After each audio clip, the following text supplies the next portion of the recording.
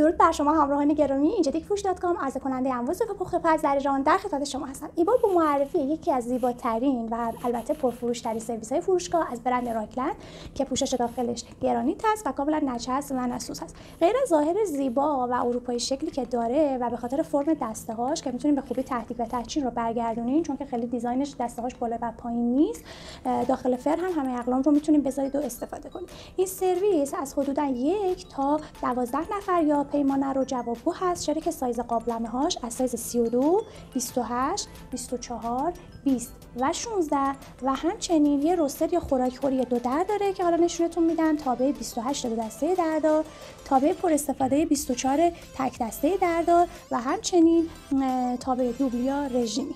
این سرویس بسیار کامله، بسیار کاربردی، اقلام اضافی نداره و همچنین این خوراکخوری که داره که برای هر گونه ترشین و موق میتونی هم روی اجاق گاز و هم داخل فر با همین دربش استفاده کنی و هم میتونین با درب پیرکسش روی اجاق گاز هم استفاده کنی.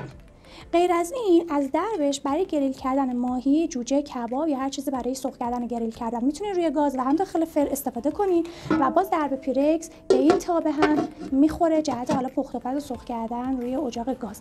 به نظر من یه انتخاب خیلی خوبی هست و این خوراکخوری چند کاره است و خیلی به کار خانم ها داخل آشپزخونه میاد.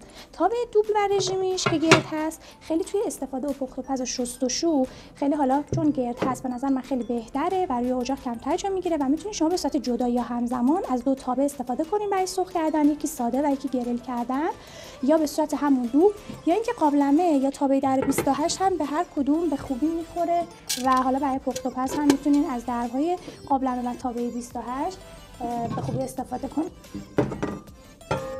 این سرویس بسیار حالا کامل و زیبا و شیک هست، مناسب جهیزیه به نظر من خیلی هست و انتخاب خوبی هست و در چندین رنگ بسیار جذاب و زیبا هست و این رنگش هم که رنگ توسی هست. امیدوارم مورد پسندتون واقع شده باشه. در خدمت شما هستیم از دیکفروش.com.